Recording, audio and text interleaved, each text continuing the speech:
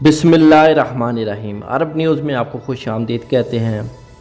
Curfew pass का गलत इस्तेमाल हरगिज़ ना करें।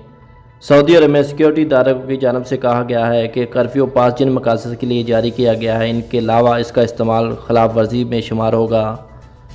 अगर किसी को कर्फ्यू पास में दर्ज मकासद के अलावा इस्तेमाल करते हुए गिरफ़्तार किया जाए तो इस पर कर्फ्यू खिलाफ वर्जी रिकॉर्ड की जाएगी, जिस पर 10,000 रियाल जुर्माना आयद किया जाता है। कर्फ्यू के औकात में मुख्तलिफ इदारों के मुलाजमीन के लिए खसूसी पास जारी किए गए हैं, जिनमें इनके घर और काम करने की जगहों की वजाहत की गई है। वज़ारत दाखिला की जानब से मुल्क की सतह पर मखसूस पास जारी किया गया है ताकि सिक्योरिटी एहलकार को किसी किस्म की दुश्वारी का सामना न करना पड़े। कोरोना के नए मरीज़ों में 91% गैर मुल्की हैं। सऊदी वज़ारत सेहत के मरकज़ी तर्जुमान डॉक्टर मोहम्मद अब्दाली का कहना है कि गुज़श्ता 24 घंटे में जिन अफराद के कोरोना टेस्ट मुस्बत आए हैं, इनमें 91% गैर मुल्की जबकि 9% सऊदी हैं। कोरोना से बचाव के लिए हम सबको मिलकर काम करना चाहिए।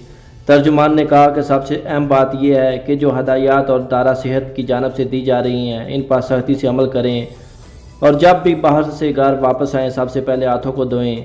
समाजी फासले की दूरी का खास ख्याल रखें, क्योंकि कोरोना वायरस का पहला हमला हाथों पर होता है और हाथों से ही ये वायरस दूसरों तक मुंतकिल होने की हसीलियत रखता है। कोरोना से बचाव के लिए इन अफराद को ज़्यादा एहतियात करनी चाहिए, जिनमें शुगर के मरीज़, दिल के मराज में मुब्तला अफराद, सांस और फेफड़ों के मर्ज़ में मुब्तला लोग और जिगर के मरीज़ों के लिए है। इन लोगों को चाहिए कि वो एहतियात के तकाज़ों को मद्देनज़र रखते हुए घरों से बाहर निकलें।